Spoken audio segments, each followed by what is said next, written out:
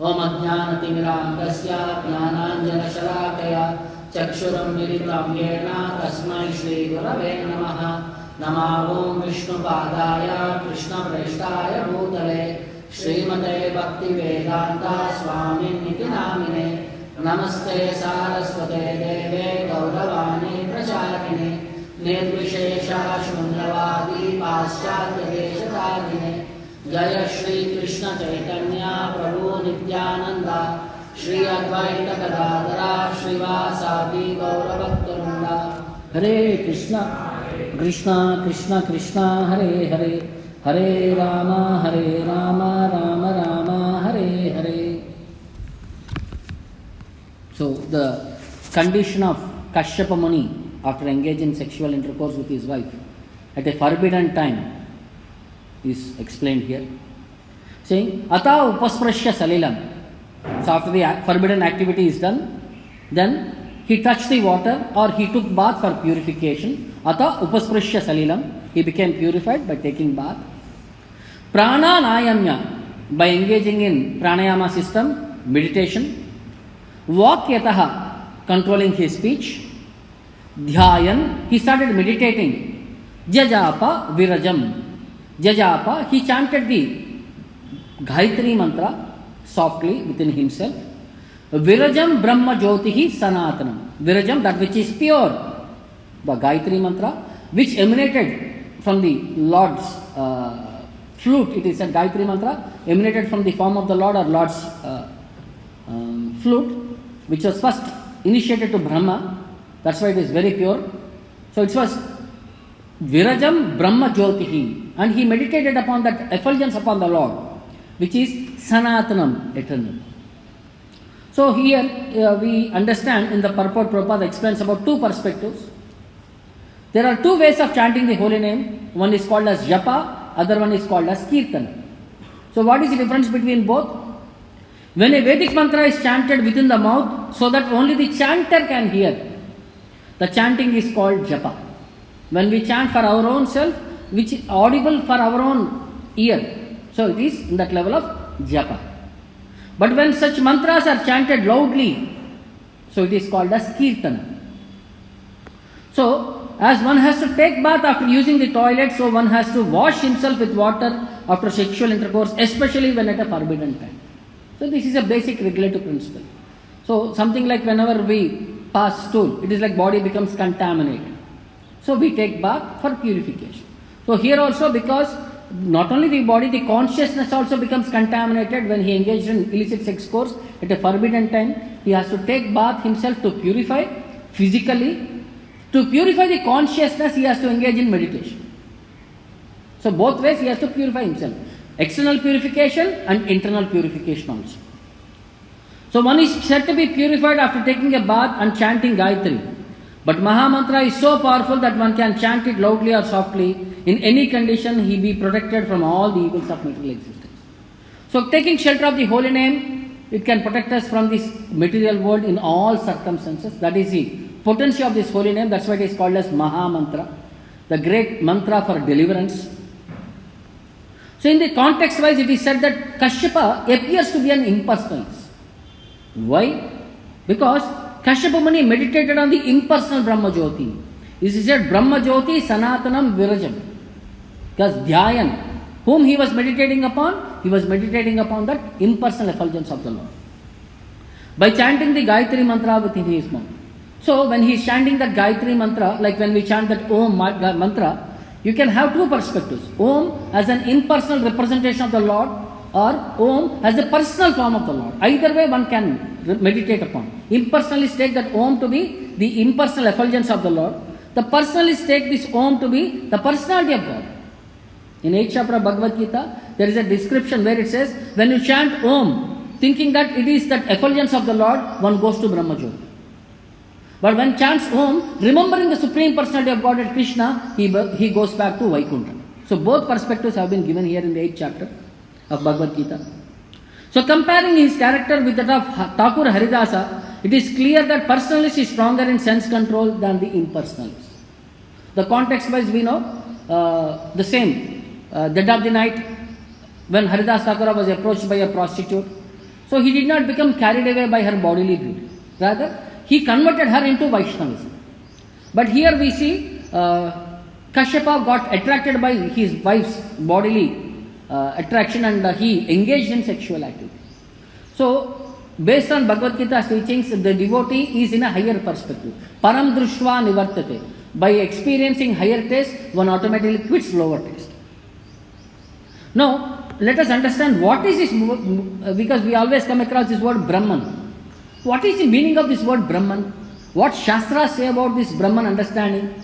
Brahman, impersonal Brahman effulgence. So Brahman means he whose greatness is expanded without limit.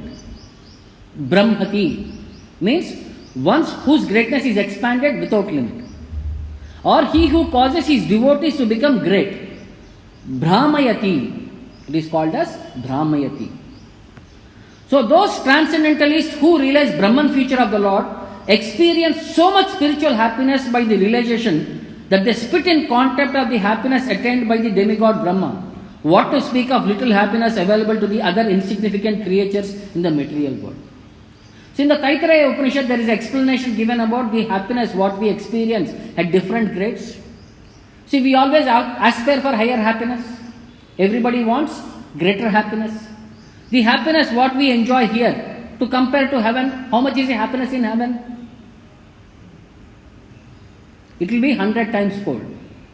So if the happiness in heaven is compared to the higher planets, Jana, Maha, Tapas, Satyaloka, everything is divided, increase it by 100, 100, 100.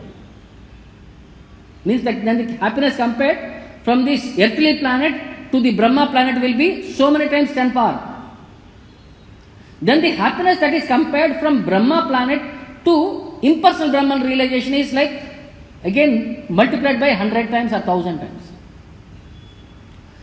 So that's why it is said in the 14th chapter, last sloka, Brahmano hi pratisthaham amrutasya avyayasya cha shashvatasya cha dharmasya sukasya aikantikasya cha. Sukasya aikantikasya cha. Compared to this material world, the happiness in Brahman is unlimited.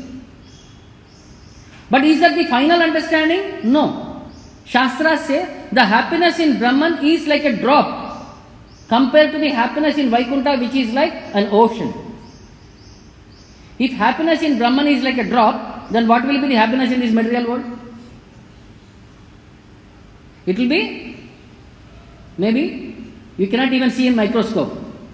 That is the happiness. That's why it is dukkhalayam ashashvatam. There is no happiness here. From negation to zero, that itself is biggest happiness. People consider negation means so many problems. When there is no problem, people feel, oh, no problem, I am happy. But actually, real happiness starts when you engage in devotional service. That is the positive perspective. So, further it says, by rigidly following the practice of spiritual life, these transcendentalists are able to understand the individual living entity is spiritual and his nature is like that of the Supreme. So they finally come to the conclusion, we are spirit in nature, Brahma Satya. We are Brahman is truth. And we are that Brahman in nature. That because we are in spirit in quality with the Lord. But these persons, however, remain unable to understand the variety of spiritual forms and potencies in the transcendental world. So what his problem is, because they have seen various forms and various varieties which decline over a period of time. When there are two people means there is fighting here. So better they think if there is a form, the form will degrade in this material world. So they think all these negations means here form, there should not be any form. Here people, there should not be people there. No association there. Like that they take everything in a negative perspective. Because they have not experienced what is reality. Because we are all in the reflection perspective. In the reflection everything is in the ulta direction. Neither they can understand the difference between Shakti and the Shaktiman.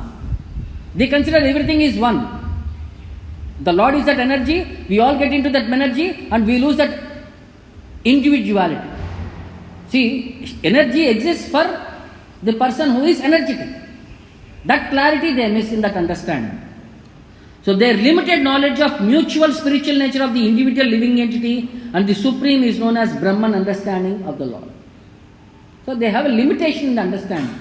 They take, we are that in one quality with the Lord and we are until once we finish this material body and we merge into that personality where there is no more variety, no more differentiation. So that is a limitation of their understanding. So in various places in Bhagavatam, the tattva of the Lord has been explained. What is the tattva of the Lord? Absolute truth. Starting with 1.2.11, Vadanti tat tattva vidas tattvam yajnanam advayam brmhati paramatmeti bhagavaniti shabdayati. There are three ways of understanding the Lord. Three levels of realization. The Brahman realization, Paramatma realization and Bhagavan realization. Now, in this material world, these two realizations, Brahman and realization and Paramatma realization are said as incomplete. Only the Bhagavan realization is considered as the complete realization. So what is problem with Brahman realization and Paramatma realization? What Shastras say about this perspective, we will understand today. Jnanam visuddham paramartam ekam anantaram tu abahih brahma satyam pratyak prasantam bhagavat shabda samyam yad vasudevam kavayo vadanti. So what then is the ultimate truth? This is the Jadabharta's explanation about the ultimate truth, the absolute truth. He says, ekam jnanam. The answer is that non-dual knowledge. That ekam jnanam is the absolute truth. Paramartham is the ultimate truth. Ekam jnanam paramartham. It is devoid of the contamination of material qualities. It is visuddham. The jnanam is visuddham. It's very pure. No material tinges in that. Then it gives us liberation. That knowledge which will liberate us from this material world. It is one without a second, all-pervading and beyond imagination. The qualities of that jnanam is one without a second. Nobody can compete with it. And it is all-pervading, omniscient and beyond imagination, achintya. The first realization of that knowledge is called as Brahma, Brahma Satyam, that eternal knowledge with its truth, which is not false. That is Brahma Satyam. That is the first stage of understanding. That is the impersonal Brahman. Then this Paramatma Super Soul is realized by the yogis who try to see him without grievance. Pratyak prasantam. They want to become peaceful and they want to meditate upon the Lord and focus upon the attention of the Lord in the Paramatma as a super soul in the heart. That's why they are called as pratyak prasantam. This is the second stage. Finally, full realization of the supreme knowledge is realized as Supreme Person. Bhagavat Shabda Samgitam. That knowledge which will reveal about of the transcendental form of the Lord, transcendental qualities of the Lord, that is the highest realization. Bhagavat Shabda Samgitam. So therefore, Kavaya Vadanti, all learned scholars describe or certify. Yat Vasudevam, that Supreme Person as Vasudeva is the highest cause. So, after realizing these various phases, Brahman, Paramatma and Bhagavan, one comes to the final conclusion, Lord Vasudeva is the highest personality. So, in this purport, Prabhupada explains, from the very beginning, Bhagavatam is emphasizing only one point, Satyam Param Dhimahi. The first shloka, it starts with like a Gayatri mantra. I meditate upon that absolute personality of Godhead, who is Satyam. Param, who is superior, Dhimahi, I meditate upon. And ends with the same sloka, Satyam Param Dhimahi. Bhagavatam starts like a Gayatri mantra and ends like a Gayatri mantra. Satyam Param Dhimahi. We meditate upon the supreme truth. And that supreme truth is explained in this verse as Jnanam Vishuddham Satyam. That transcendental knowledge which reveals us to the Lord is that the supreme truth. The real tattva, absolute truth is Bhagavan. But due to incomplete realization of absolute truth, people sometimes describe Supreme Lord Vishnu as impersonal Brahman or localized Paramatma. It is like the Prabhupada, Bhaktisiddhanta Maharaj was giving various examples. Prabhupada also related us in that perspective. The first time in India, the trains were introduced. So in a village, the track has been laid and first time a train is coming to that village. So there was a spiritual master who was explaining to all the village people that there is an entity called train where first day it is coming to our place. So people became very curious. So he said, all of you go to the railway station and come back to me, what is a train means? So people went and they started waiting at the railway station. So just before some time, as the train is entering the station, the first thing they saw was the horn. Because as the train approaches the station, there was a horn. So people thought, some people ran back to the Guru to explain, sir, train means some sound. After some time, some people saw the train coming with a light in the front, the headlight. So some people ran again, they said, sir, train means a light. But some people waited for the train to come onto the platform, they saw people getting in, people coming out. So in that way they saw there is a compartment, there is a seating, there is a bathroom, there is a complete facility, there is an engine, there is a bogies, they saw everything and they went back and explained. A train is an entity where people can sit and do all activities. There is no limitation in the activity. Like you can sit, you can sleep, you can walk around, you can eat. All activities can be done in the train. So now you understand what is that knowledge. The whose knowledge is complete. The person in the last who had experienced the reality, his knowledge is complete. So similarly, people with lesser understanding, they take the highest knowledge is Brahman. Because they have become so much vexed up with this material distress, they think negating this distress is the highest. The so-called scholars, Mayavadis, cannot understand Krishna with their poor fund of knowledge. So one should therefore approach an authorized person to understand Krishna. So because of poor fund of knowledge, nobody had taught them. Unless they come to the shelter of the spiritual master, they cannot understand about Krishna consciousness. So Sridhar Swami, while explaining about this particular verse, he gave a commentary where he said, what is the truth? The answer is that non-dual knowledge. It is called as jnanam, which is the ultimate truth, the satyam. And ordinary material activities are rejected and the ultimate goal of life is described here as paramartham. The purpose of this material body, should we engage in material activities or should we engage in the goal of life of going back home, back to Godhead? What should we do? What is our purpose in this material world? To go back home, back to Godhead. That's why it is called as paramartham. The ultimate activity, what we should do. So here 6 words are used to describe the supreme truth in this specific verse. One is visuddham, which is devoid of contamination of material qualities. Then the second one is ekam, one without a second. Then the third one is anantaram abahih, all-pervading. He who has neither inside nor outside. Then the fourth one is brahma, the perfect and complete Supreme Brahman. The fifth one is pratyak, within everything or the form that which is pursued. And the sixth one is prasantam, the peaceful because he is free from material transformation. Like Shishya Radha Govinda Ki. So in this way, this param satyam jnanam has been explained in 6 different qualities. So what is the nature of that ultimate truth? He has 6 appearances beginning from all wealth. That's why he is called as Bhagavan. Bhagavat Shabda Samyaha. We know the definition of Bhagavan as given by Parashara Muni. Aishwaryasya Samagrasya Viryasya Yashashashriya Jnana Vairagyasya Sannam Bhaka Itingana. That's why Bhagavat Shabda Samyam. He is that personality with all 6 appearances in full, unlimited capacity. So therefore, all the learned sages describe Vadanti, the ultimate truth, as Vasudevam, Yakcha Vasudevam.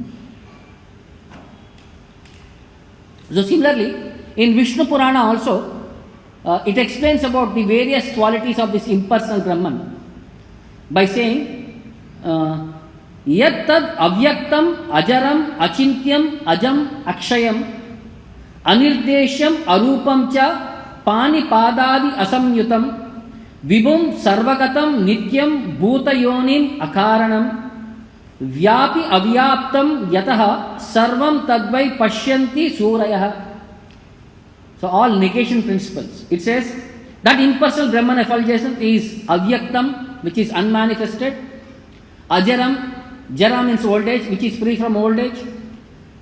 Achintyam, which is inconceivable. Ajam, which is birthless. Akshayam, which is free from decay and diminution. Anirdesham, which is indescribable. Arupam cha, which is without a formless. Pani padadi asamyutam, which is without hands, feet or any other limbs. Vibhum, which is all powerful. Sarvagatam, which is all pervading. Nityam, which is eternal. Bhutayonim, the origin of all material elements. Akaranam, without any cause. Vyapi avyaptam, present in everything, although nothing is situated in it. Yatah sarvam, the source of all material cosmos. Tadvai pashyanti surayaha, the object of vision for the demigods.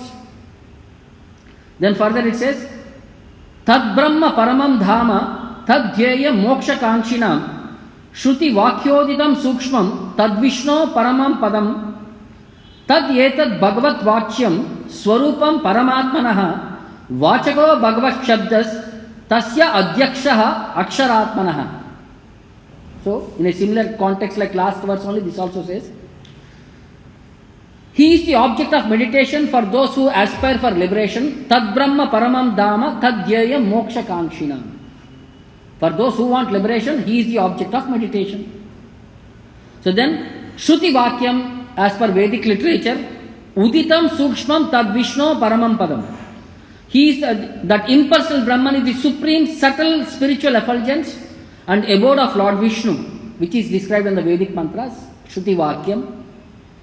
So then it is also said, Tad etad Bhagavat Vachyam Swarupam Paramatmanaha. So Brahman is the effulgence of Bhagavan, future of the Lord, and all-pervading Paramatma is the partial manifestation of the transcendental form of the imperishable Supreme Person. Bhagavat Shabdas Tasya Adhyakshaha Aksharatmanaha. So he is that personality which is focused as Paramatma. So impersonal realization is his bodily effulgence. So these various qualities, if they can understand, then they come to the Brahman platform.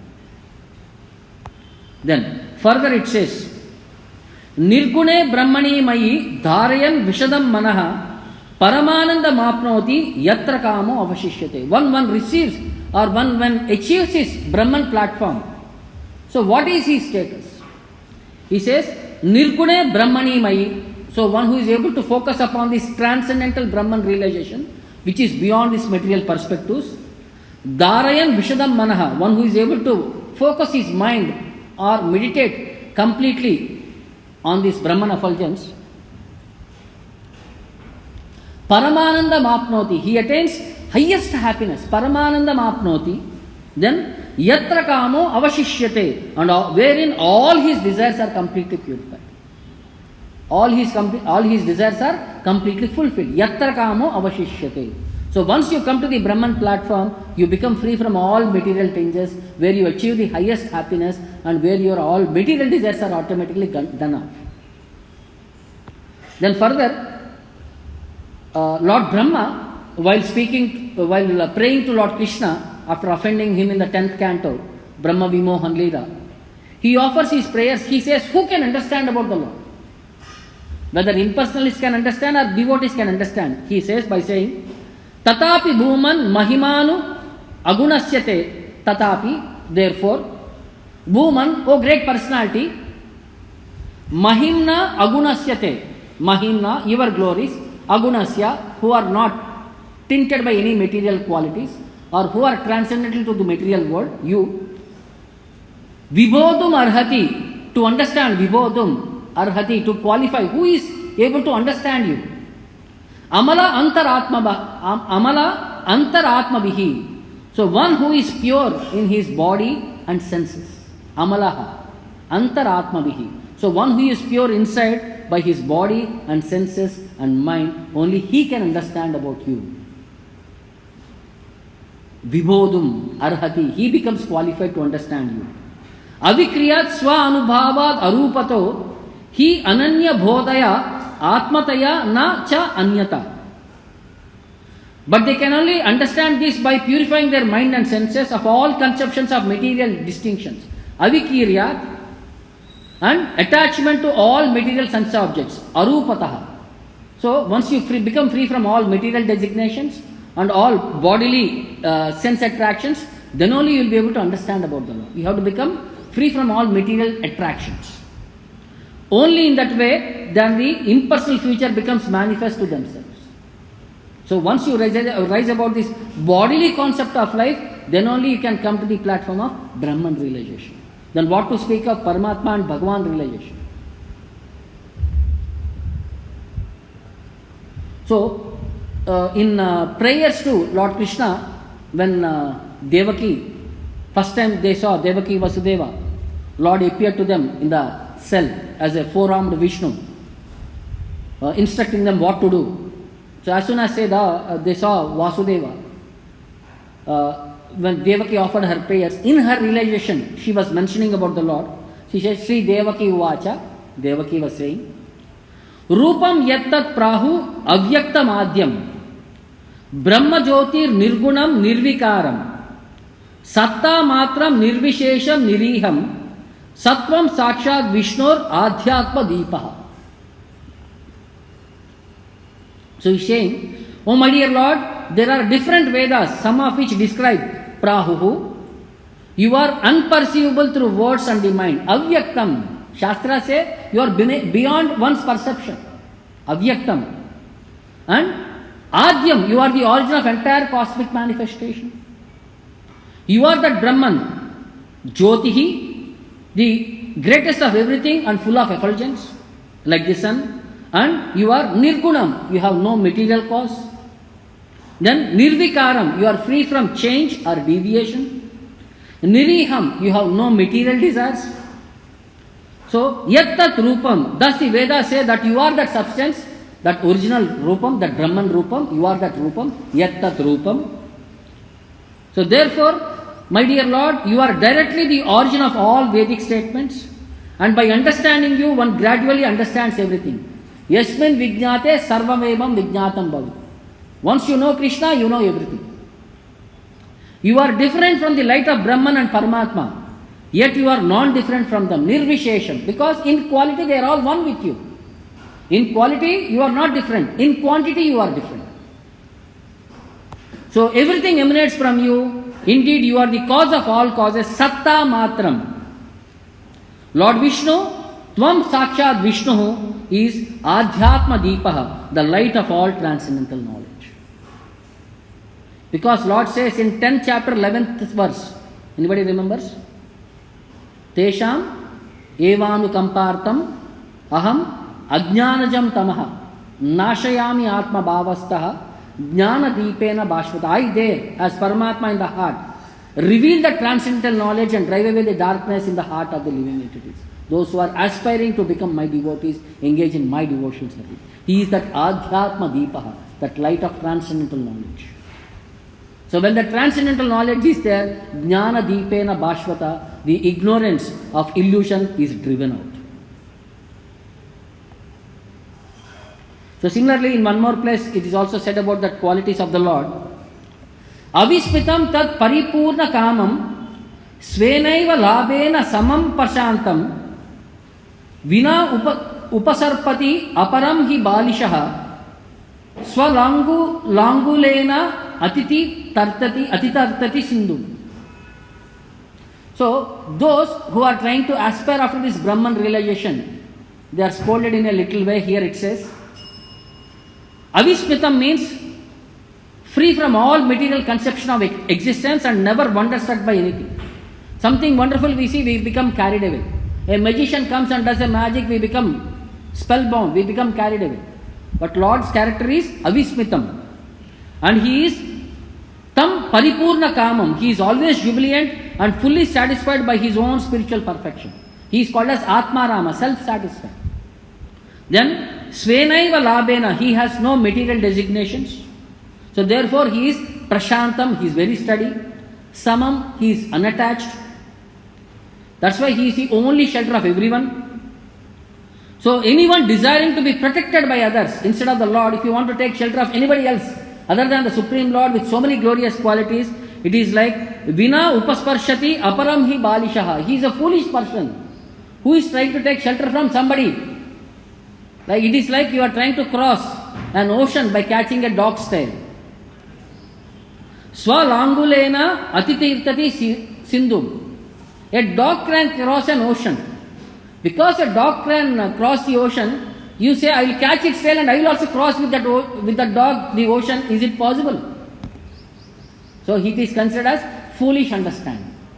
If you are running behind any other shelter other than Vishnu, it is like catching a dog's tail to cross the cycle of birth and death, which is not possible.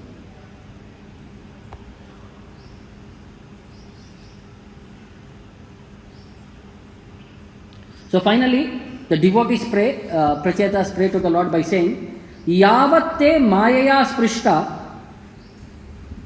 brahmama iha karmabihi tavat brahvat prasanganam sangasya no bhave bhave. So what finally devotees aspire for? What do they want? They want yavatte, as long as we are there in this material world, mayaya sprishta. Because in this material world means we are touched by material contamination. So, because of this material contamination, brahmamama iha karma bihi. And because of this touch of contamination, we perform activities which will make us, in this cycle of birth and death, which will make us rotate around, wander about, in these 14 planetary systems in 84 lakh species. Therefore, tavat bhavat prasanganam sangaha. We wanted only the association of your pure devotees. By which, Syan no bhave bhave. We pray for this benediction life after life in different bodily forms and on different planets, so that in their discussions of Krishna Katha, we become attached and we become liberated from this material world. So we don't want that impersonal understanding. We want that association of the devotees who are very much attached in describing your glories of the holy name and your forms of the Lord. So this is what devotees aspire for. So Brahman realization will not take us to the highest point. It is okay. It is better than materialistic association. The highest conception is only in the Supreme Personality of Godhead. That is what we have to understand from this verse here. So there is one specific story which is mentioned in Jagannath Puri of two great personalities discussion. So one was Nanak, Guru Nanak. The other was Lord Chaitanya Mahaprabhu. So some references were there where they say both of them met in 1518. So how Guru Nanak came to Puri and what the context was, we will understand in this perspective. So Guru Nanak was born on 23rd November 1469 in Talwandi, now in Pakistan, in a Hindu family. So because of seeing so much differentiation between Hindus and Muslims and so much variation, he wanted to bring a mediation between both, between Hinduism and Islam. So since his childhood he made friends with many Muslims and studied Arabic and Persian. He discussed philosophy with both Hindu scholars and Muslim scholars. And at the age of time when he was given the initiation, Brahmana initiation, sacred thread, he rejected the ceremony saying that this is a ritual of no point, where the character is not transformed. Simply wearing a thread and one becomes a birthright Brahmana. I am not interested in basic bodily rituals. He said, better is compassion, simplicity, austerity and truthfulness are better than these artificial rules and regulations. One has to develop these qualities. Brahmana means one who is sincere in these qualities, not by just wearing a thread one becomes a Brahmana. So on the request of his parents, he married Sulakshana and he had two sons by her, by name Chand and Lakshmi Chand, Sri Chand and Lakshmi Chand. So he used to use all his free time after work to meditate and chant with his one friend from a Muslim background by name Mardana, who is a musician. So one morning he went along with Mardana to take bath in a river. So while in the river he had a revelation, which is the beginning of Guru Granth Sahib of the Sikhs, that there is only one God, his name is the absolute truth, he is the creator, he fears none, he hates none, he never dies and is beyond the cycle of birth and death. He is self-effulgent and relies through the kindness of the genuine Guru. So whatever we saw that impersonalistic qualities, most of the qualities match, but finally it is said it has to be understood in the association of Sadguru, genuine Guru. So after this revelation, he left his job, distributed all his wealth around, and he went on a pilgrimage. He said, there are no Muslims, no Hindus. Let the grace of the Lord be upon everyone. At the age of 30, in 1949, Guru Nanak started to walk around India. he travelled for around 50,000 miles in 25 years. Out of 71 years in his life, 25 years he was continuously walking. And he started teaching his subject in the form of songs in local languages and opening centers called Manji, where his followers would gather to sing and meditate. So this was the beginning of Sikhism. So on their way to Puri, he rested in a village called as Sangat near Balasore, and he set up a Guru Ka Langar where they distribute free food for people, needy people, and he also established a prayer hall where satsang center. So in that place, even in that place today, even it is called as Nanak Diha, where the cottage that was built by Guru Nanak was still existing. So when he reached Cuttack, he resided in Kalia Bhoda on the Mahanadi river. So at that time there were some envious opponents who came to beat him with a Sahaba branch. So but he used that stick to use his datun like a toothbrush, and he planted that tree there. So even that day which existed in that Gurudwara, that tree is still existing, which was planted by Guru Nanak, it is said. So first time he visited Puri in 1506 or 1508, according to one confusion. Total 3 times he came to Puri. The first time when he came in 1506, accompanied by Mardana and Bala. So they camped on the beach. So as they were thirsty, Nanak asked them to dig for near the sand, with very little far away from the ocean, where they get drinking water. Generally, wherever you dig near the ocean, you only get salt water. But Nanak, when Guru Nanak had inspired them, so by digging they got the pure drinking water. So that place became known as Bauli Mat. Even today it is very famous there, Bauli Mat. Baula means in Punjabi means fresh water holes. And that's how the mat got its name, Bauli Mat.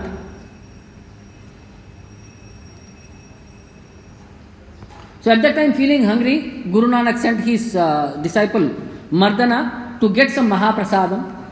But because he was a Muslim, he was not allowed to enter into the temple. He was sent away back. So he came back and explained the situation. So when they were offering the bhoga to the Lord in the evening, the entire plate from the altar flew away and landed near Guru Nanak. Along with all the Mahaprasadam, after the bhoga offering has happened, the plate flew away from the altar in front of everybody's eyes and landed near Guru Nanak. So people were all wondering, how is this plate flying away by itself?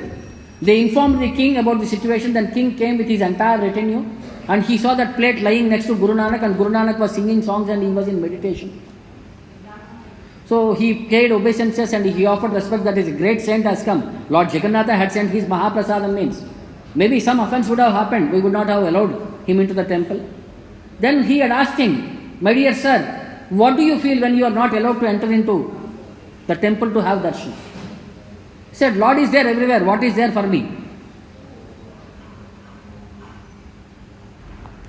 So at that time, Guru Nanak showed his hand in the palm. He showed the darshan of Lord Jagannatha, Baladeva and Subhadra in his palm to the king. He said, I need not go. Lord is there for me. I can see him anywhere and everywhere. So the king became very happy. Then he invited him into the temple. So he became very impressed and he gave him a land in that area so that he can have a mata there and he can serve the Lord there. So when he went to the Arati, so he was standing there silently watching the Arati, singing songs, all these things what were happening. Musical instruments were being played.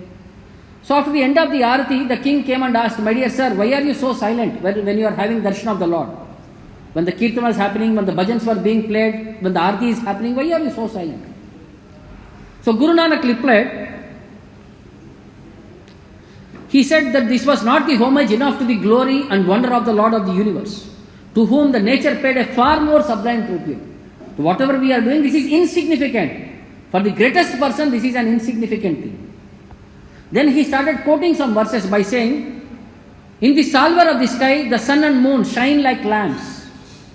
The galaxy of stars are scattered like pearls. The chandan-scented winds waft as thin incense. The forests are Thai flowers. Is Thai arati performed, O thou destroyer of fear. Like in his language, he glorified the Lord using the material perspectives. Like a fragrance which comes from a flower garden, it is that natural incense. The lamp what we offer is the sun and moon which glorify the form of the Lord.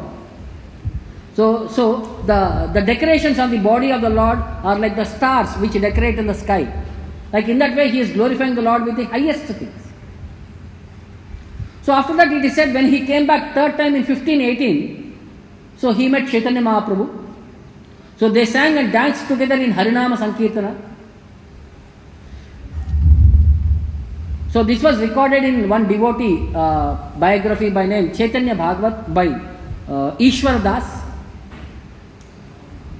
So he mentioned Srinivasaye Vishwambara Kirtan Madhyera Vihar Nanak Saranga Yei Dui Rupa Sanatana Dhui Bai Jagai Madai Ekatra Kirtan Karanti Nrutya. So in that sloka he is saying, in the congregational chanting led by Sri Chaitanya Mahaprabhu in Nagara Purushottama, that is called as Puri, Nanak and Saranga, Mardana, who used to play, he is a musician, because he was playing Saranga, he is known as Sarangi. So Nanak and Saranga, so they were these two people were there dancing. Rupa Sanatana Dhui Bai, Rupa and Sanatana were there, Jagai Madai were there, and all gloriful Nityananda Prabhu was there in that Sankirtana. They all released Kirtana at Jagannath Puri, it said. So it also said when Lord Jagannatha was trying to enter the temple, Chaitanya Mahaprabhu was coming out of the temple. As soon as both of them greeted each other, Guru Nanak started walking away. Then Chaitanya Mahaprabhu asked, why are you not going inside to have darshan of Lord Jagannatha? So he said, I already have darshan. In you I have darshan of Lord Jagannatha. So I need not go on inside and separately have darshan of Lord Jagannatha. You are not different from Lord Jagannatha. So one researcher by name Durgadas Basu, a professor, he said Guru Nanak obtained his mantra diksha from Nityananda Prabhu when he was visiting Bengal. So that's why he became inspired in this Sankirtana, because he was initiated by Nityananda Prabhu. So finally in his Guru Grantha Sahib he says, Swasi Grasi Harinam Sama, Swasi Grasi Harinam Samali, Simar Bas Vishwambar Ark. If you want to attain salvation, one must chant the holy name of Ram, Hari or Vishwambar. Vishwambar means Lord Chaitanya Mahaprabhu. So if you want the liberation from this material world, you have to chant only these three names, Rama, Hari or Vishwambar. So in that way, see how his realization, which had led him from Brahman realization, came to the perspective of Bhagavan realization by meeting a great personalities like Chaitanya Mahaprabhu and Nityananda Prabhu. So in that way, so for us also, if you have that highest understanding of the absolute truth, we have to take shelter of pure devotees. Only then we will be able to understand about the position of the Lord and His qualities. So I'll stop here. Any questions or doubts?